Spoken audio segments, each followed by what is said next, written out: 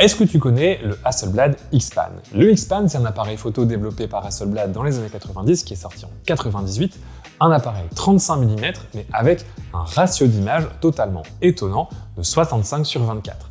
Qu'est-ce que ça veut dire concrètement? En fait, c'est un appareil photo qui prend des images très allongées. Hasselblad a en fait allongé la fenêtre de prise de vue sur le film pour, au lieu de prendre une photo au format 3,5 classique, prendre un long panorama allongé sur le film. Aujourd'hui, bien évidemment, ce boîtier n'est plus fabriqué et on le trouve encore d'occasion, mais c'est un boîtier qui est quand même assez coûteux et assez rare, en plus d'être relativement fragile. C'est donc pas évident d'expérimenter ce format nativement, mais heureusement, le numérique est là pour le sauver. En effet, aujourd'hui, la manière la plus simple de travailler avec ce format X-Pan, c'est d'utiliser un appareil photo numérique, de préférence un appareil photo haute définition qui va te permettre en fait de recroper à l'intérieur de ton image pour créer de toutes pièces ce ratio unique développé par Hasselblad. Et aujourd'hui, je me suis fixé pour défi d'expérimenter ce ratio d'image dans une petite session photo en utilisant toujours un appareil photo de la marque Hasselblad, le X2D2.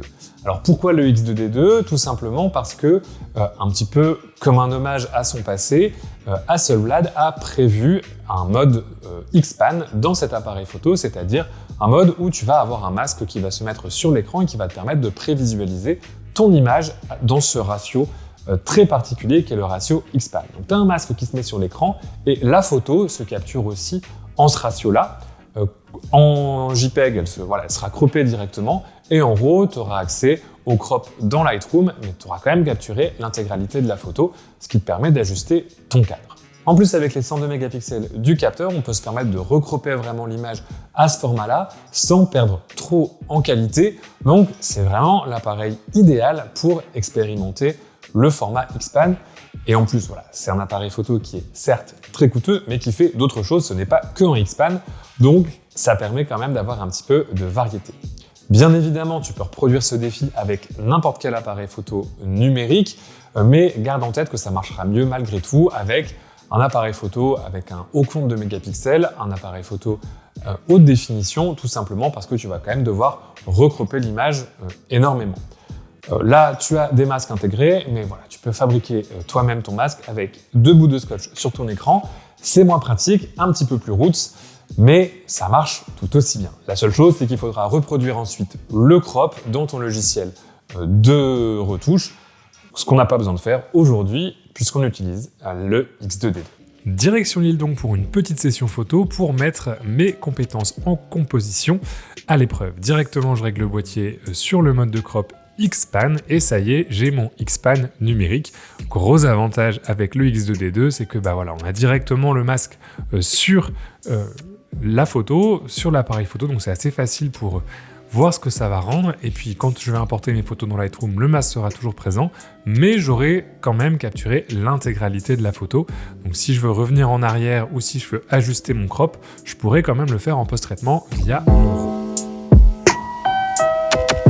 Le truc le plus particulier avec ce format-là, c'est que c'est vraiment hyper panoramique. C'est encore plus panoramique que le format cinéma 16:9. On est vraiment sur quelque chose d'hyper allongé. Alors, il faut vraiment penser différemment la manière dont tu vas mettre les différents éléments de ta composition. Ça demande vraiment une réflexion assez particulière. Et au départ, ça m'a demandé pas mal d'ajustements et j'ai eu du mal à trouver des compositions qui fonctionnaient. La composition centrale, ça marche bien. La composition aussi par petits pavés comme ça avec différents éléments, ça fonctionne aussi bien. Mais je me retrouvais souvent, comme tu vas le voir ici, à essayer différentes choses, à prendre plusieurs photos, à me reculer pour caler les différents éléments. Là, j'aimais bien le côté de la terrasse qui était un petit peu en longueur. Et quand cette dame qui au départ ne voulait pas être dans ma photo est passée, je l'ai vue traverser comme ça le chemin et ça m'a donné l'envie de l'ajouter à mon image pour créer un petit peu plus d'éléments. Et globalement, cette image, c'est la première dont je suis vraiment content dans cette vidéo et qui, je trouve, fonctionne vraiment bien avec ce format hyper allongé X-Pan où on a vraiment cette lecture de l'image, le côté gauche qui est un peu plus fermé, la terrasse au milieu avec son éclairage et qui donne aussi une autre petite scénette et la dame qui marche sur le côté qui apporte quand même un petit peu de mouvement et un petit peu de présence humaine dans le récit de cette image. Et voilà, ça te montre quand même qu'il faut quand même penser la composition très différemment.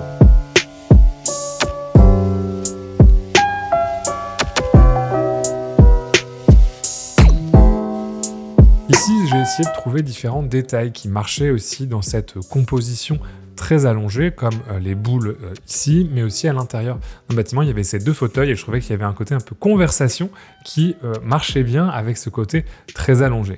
Après, j'ai aussi testé des choses avec des fois un petit peu moins de succès. C'était un peu difficile de trouver des compositions. Là, ça marche moyennement, ça manque un petit peu de détails. Mais malgré tout, je dois dire que les photos ont toujours un côté un petit peu particulier du fait du ratio d'image un petit peu étrange qu'on voit pas tous les jours.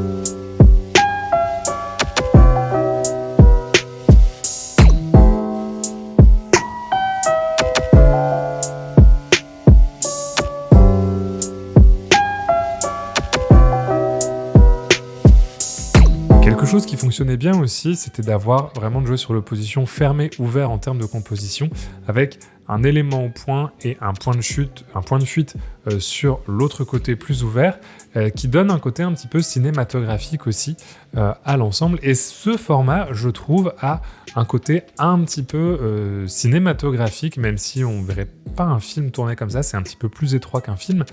Et par exemple, je trouve que sur ces images-là, ça fonctionne plutôt bien avec le jeu sur la profondeur de champ aussi, avec la grande ouverture du 55 mm et la profondeur de champ permise par le moyen format, où on a quand même quelque chose sur la photo de détail, où ça donne une autre manière de lire aussi les images.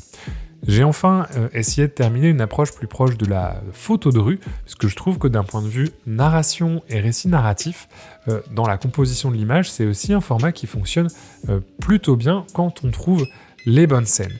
En fait, après une dizaine de minutes, je commençais à m'habituer à ce format d'image et à voir aussi les différentes compositions.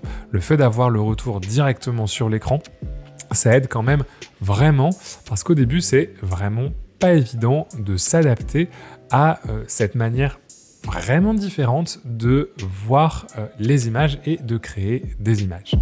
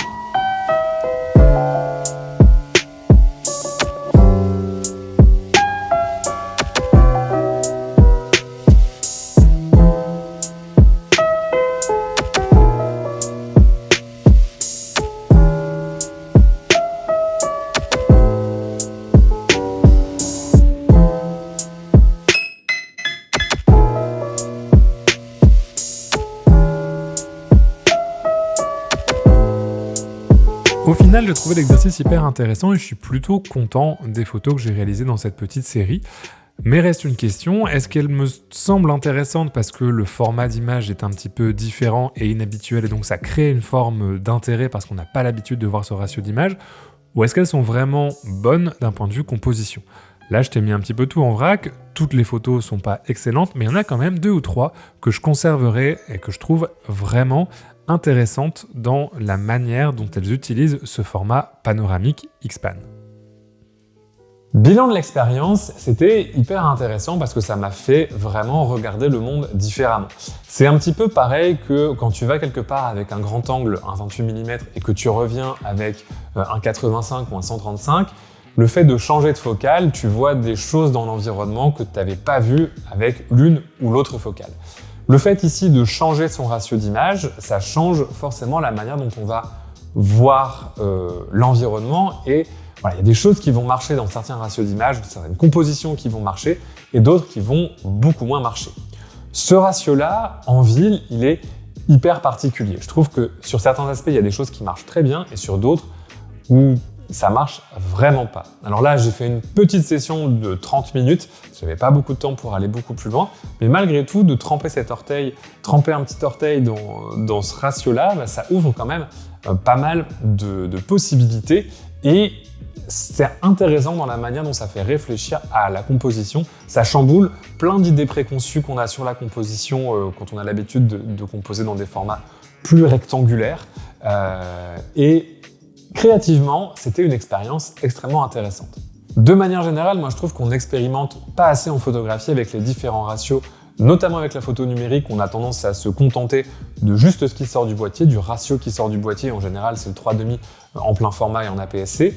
Mais c'est vrai que c'est assez dommage parce que c'est vraiment une manière de s'exprimer différemment, de composer différemment et de bouger un petit peu les choses d'un point de vue créatif. Donc, je t'encourage vraiment, le but de cette vidéo, c'est même pas forcément simplement de parler du X-Pan ou de Hasselblad, mais de t'encourager à expérimenter avec différents ratios d'image, que ce soit à la prise de vue. Tu peux le faire facilement avec des appareils photo argentiques qui proposent nativement des ratios d'image différents comme le format carré, mais aussi en numérique avec, voilà, quand tu es dans Lightroom, pas hésiter à bouger ton cadre, à recadrer et essayer différentes choses. Il y a de plus en plus d'appareils photo qui proposent également des masques de recadrage intégrés, comme c'est le cas pour le X2D2, mais c'est aussi une fonctionnalité qui peut être hyper intéressante pour se mettre au défi un petit peu créativement et regarder le monde différemment, ce qui est quand même le point de départ de tout travail photographique un petit peu intéressant. Voilà, en tout cas, j'espère que cette vidéo t'aura plu, que ce petit défi t'aura peut-être inspiré à essayer des choses par toi-même, je l'espère en tout cas.